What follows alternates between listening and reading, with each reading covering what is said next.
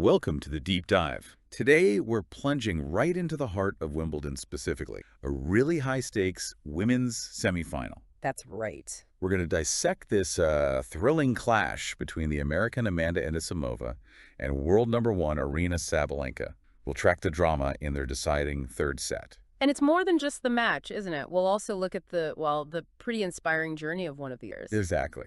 And then we take a bit of a detour into something you hear all the time in tennis, but maybe you don't realize is quite a debated topic, grunting. Yeah, it's fascinating. So our mission today is basically to give you the key takeaways from this intense battle, explain not just what happened, but, why it mattered. And then unpack the science and the controversy behind those noises you hear on court. Should be some illuminating stuff. Definitely. Get ready for some aha moments, hopefully. Okay, so let's set the scene. This isn't just any old match. It's a Wimbledon women's semifinal. Center court. Huge stakes. Couldn't be higher. And what I found really fascinating, looking at the background, is this fact. None of the semifinalists this year have ever won the Venus Rosewater, the women's trophy.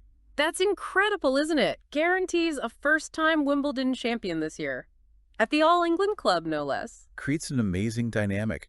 So our focus match, Amanda Anisimova from the U.S., she's the 13th seed, up against the world number one, Aryna Sabalenka. And they've already split sets when we joined them. And Anisimova took the first 6-4, Sabalenka hit back 6-4 in the second. So we're deep into the decider, the third set, and Anisimova actually has a lead. It's 5-2. Yeah, a crucial lead. But, it's interesting how we got there, because after Sabalenka won that second set, she came out, like a freight train in the third. Oh, yeah. She broke Anisimova immediately. Went up 1-0. Looked like she was just going to roll through it. You could feel her trying to sort of exert her dominance right then. But that's where Anisimova's resilience, I think, really showed. Right when you thought Sabalenka might run away with it. Boom! Anisimova breaks straight back. Made it 1-1. That was huge. Denying Sabalenka that immediate advantage. Totally shifted the field, didn't it? Yeah.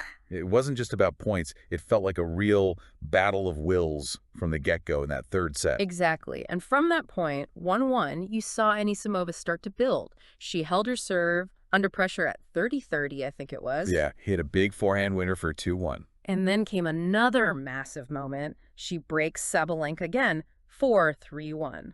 And that was off a big error from Sabalenka, right? A forehand into the net on break point. A huge miss. You could see the pressure telling, even on the world number one. It wasn't just an error. It felt like a real crack, momentum swinging. Definitely. And then Anisimova had to dig really deep to hold for 4-1. Yeah. That fifth game was tense. So tense. She faced 2 break points, but her defense was superb. There was that one backhand pass. Oh, the one down the line. Yeah, just caught the line. Amazing shot. And she gave this little fist pump. Right. You don't see that from her all the time. Yeah. Showed how much it meant. Holding there for 4-1, that felt massive. Absolutely commanding lead. But Sabalenka, she wasn't just rolling over. No, she fought hard to stay in touch, saved a break point herself, and held serve to make it 4-2. One of her passing shots was out by, millimeters. He was trying everything, scrapping for every point, desperate to stay in it. But Anisimova held again for 5-2 under, the highest pressure. Suddenly just 2 games from the Wimbledon final. And the crowd could sense it, couldn't they? You heard the roar, "Come on, Amanda." That energy can be huge. For her, yeah. But maybe tough for Sabalenka, feeling like the crowd's turning. It adds to that psychological pressure. Definitely. And the body language throughout this match, that told a story, too. It really did. After Anisimova won the first set, she looked so in control. Sabalenka seemed frustrated. Visibly struggling, but then it just completely flipped, didn't it? Yeah, in the second set, early third, Anisimova started looking, increasingly annoyed, even shouted towards her team a bit. While Sabalenka found another gear, she was suddenly in the ascendancy. It was a real turnaround. Plus, you had the heat on center court.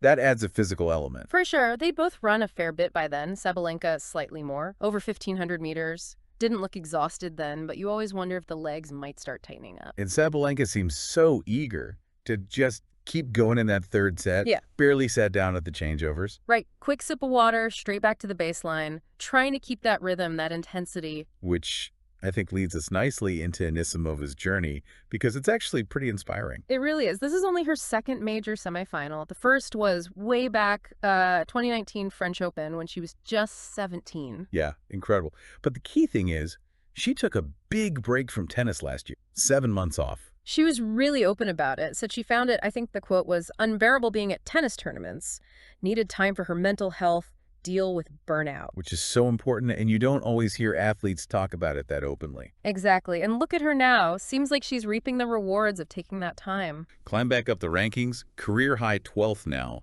and here she is on the verge of a Wimbledon final. It's a great story. It really is. And here's a killer stat for you. Oh, yeah. Anisimova has actually beaten Sabalenka more times than any other player has. 5 times before this match. Wow. 5 times against the world number 1. That's quite a record. Yeah. Must give her some confidence. You'd think so. Meanwhile, as all this drama was unfolding, the other semi was getting underway. Swiatek, the 5-time slam champ, against Bencic from Switzerland. Right. Always multiple storylines at this stage. But okay, let's pivot a bit. To the sounds of the game. Exactly. We talked about these two hitting the ball so hard, you hear the thwack, the crowd gasps. Yeah, the ball just explodes off the racket. But there's another sound that's, well, hard to miss in pro tennis. The grunting. Ah, yes. Grunt, or sometimes the shriek. It's definitely an audible sign of effort. And it's been debated for ages, hasn't it? Especially in, the rather genteel world of tennis. Oh, absolutely. Lots of fans, some former players too, complain it's just too much noise, it's not needed. Didn't Martina Navratilova have a famous quote about it? She did. Something like, "There's no reason to be making that noise. We're not lifting 200 pounds over our head." A bit dismissive, perhaps. And historically, maybe unfairly, a lot of that criticism seemed aimed at women players, didn't it? Yeah, back in the day, you think of Maria Sharapova, her shrieks were legendary, measured at, 101 decibels? Like a pneumatic drill. I remember that Aussie Open final she played against Azarenka in 2012. They called it the Scream Queen matchup. They did. And Serena Williams, obviously another powerful player, known for grunting, too. Did the WTA ever try to address it? They did, actually. Around 2012, they acknowledged the complaints, said they'd work with coaches and academies to maybe encourage quieter play from younger generation. Interesting. But it's not just the women now, is it? More recently, some male players have faced complaints and even penalties. That's right. Novak Djokovic got penalized a point at Wimbledon against Sinner. For a grunt. Really? Yeah, the umpire called it a hindrance because it was apparently too long after he'd hit the shot. A long grunt. Wow. And didn't Tsitsipas complain about Alcaraz? He did at the French Open. Yeah. Complained about an extended grunt during a key tiebreak, said the timing was off, like it came just as he was about to hit his shot. So it's about timing as well as volume, potentially. Seems like it, yeah. Which raises the question, why do they do it? If it annoys people, if you can get penalized, why grunt? Good question. I mean, experts do have reasons, right? It's not just random noise. They say it can actually help performance. That's the fascinating part. It might annoy people, but it could be functional. One reason is breathing. It helps players exhale forcefully, rhythmically, during intense points. Okay, that makes sense biomechanically. Another potential reason, it might throw off opponents, maybe subtly disrupting their timing or concentration. A bit of gamesmanship. An extra layer to the mental battle. Possibly. And then there's the idea that it actually boosts hitting power. Some studies suggest grunting increases velocity, helps them hit harder. So it's potentially helping breathing, focus, and power.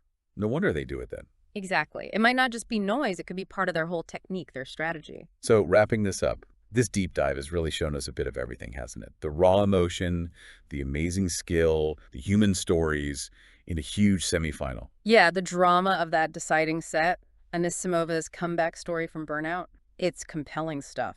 And then we peeled back a layer to look at something like grunting, this debated, maybe misunderstood, part of how players perform. It really makes you think, doesn't it? Next time you're watching a big match, you're seeing the shots, the strategy. But maybe you're also listening different, considering how they manage their mental state, how they use every tool available, even sound. Right.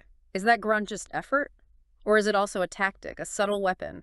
Or is it something the sport still needs to maybe manage more closely? Definitely something.